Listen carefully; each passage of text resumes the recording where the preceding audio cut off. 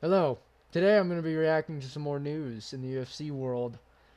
There's been not a lot going on, so I'm picking at straws a little bit, but there's been some cool matchups. There's been some dumb takes. There's been some cool signings, and we're going to get into it in today's video. So starting off, we're going to go over this dumb shit that Jamal Hill said about the Khalil Roundtree Pereira fight. He says, the thing Khalil has going for him is he's a southpaw. He has valuable threats from southpaw. If you look at his kickboxing career, southpaw is a stance that gives him trouble. And this is coming from a southpaw who got completely obliterated by Alex Pereira. So I just thought it was ironic, and I thought it was kind of funny. And a funny way to start this video, because I think Alex Pereira's proven now that southpaws don't really, it doesn't really matter. Khalil Roundtree is dangerous, and I'd say he's more dangerous than Jamal, in my opinion. But I don't think it's because the southpaw-ness of it, and I don't think Jamal Hill's takes really have much credit to them after being completely flatlined. If Khalil Roundtree sparks him out cold in southpaw, then that's cool. But that's not gonna happen. I don't think it's gonna happen. So I think this take is dumb. But next, just had to shit on him for a sec. Next, we have a new signing. Two division champ at 1 FC, Reiner de Ridder is now in the UFC. He is very good grappling. He chokes a lot of people out. He has 12 submissions. But he's very old. He's 34 coming into the UFC. And that doesn't leave a lot of time. And they kind of got to get him running. But it's funny who they matched him up with. But we'll get to that in a second. I figured they would probably give him somewhere pretty high in the rankings at middleweight. I think he's going to middleweight, yeah. But it turns out they did not do that. They gave him to Gerald Meerschaert, our boy, GM3, Gerald Meerschaert, the king of the gatekeeping god of that division, and he's making a title run. And I think Gerald Meerschaert is gonna put a firm stamp on why the UFC is different in terms of technique and ability. And I think Reiner de Ridder is going to meet his match in Gerald Meerschaert. And it's really funny. I actually do believe that Gerald Meerschaert will give him trouble. He gives everybody a little bit of trouble, besides Hamzat, but that doesn't count. I think this is a funny matchup, and I'll definitely be very excited to watch it.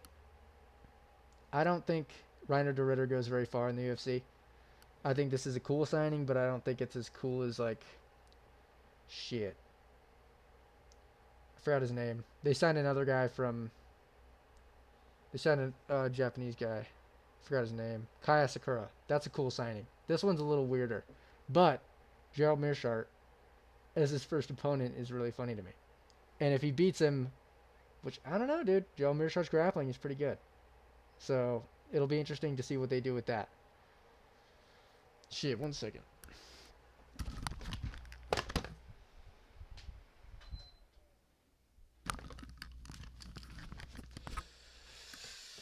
Back. Next. Some matchups. Peter Yan versus Davison Figueiredo. Big matchup. I'm going to take Davison Figueiredo in this matchup. Hot take, maybe. People think Peter Yan's going to go on another title run, as you can see. But I think Figgy is very quick. He has great grappling, and I think he'll be able to get one done on Yan coming off of a pretty bad injury and some losses that he has a win now. He beat Song Yadong, but I think Figgy will be able to get the upper hand on him. I think he's quicker. I think he's maybe not quicker. Shit, they're really evenly matched. I think they're around the same height too. So it's very like mirror matched kind of in how they fight a little bit. I think in terms of like physicality and how they like move. But I do think Figgy will have the edge. And I think he's coming off of a lot more momentum than Peter and not coming off of a bad injury. So yeah, I'll take Figgy in this matchup. And I really like Figgy. He's like my favorite fighter. So it makes sense that I'm taking him. But I do think he will win. So I'm not being that biased because I do think he will knock him out. Or not knock him out. I think he'll beat him in a decision. Yes. Hot take. Not a popular take. I get people love Jan. I like Jan too, but Figgy's my boy, and I think he's gonna get this one done on November 23rd in China, I think, which is interesting. But next, Bo Nickel versus Paul Craig. I just wanted to talk about this one because I think that Paul Craig is a very interesting matchup no matter who you put him against. Interesting in many ways. He can either get completely knocked out because he always gets completely knocked out if they're any good on the feet and if they keep it standing. He has a horrible striking defense and he keeps his chin way up in the air when he does anything. And I think that is very bad going against someone like Bo Nickel. Bo Nickel is very powerful, but you never know if Bo Nickel goes for a takedown right away. If I'm Bo Nickel, I'm keeping this standing and knocking Paul Craig out. But Bo Nickel is a very dominant wrestler.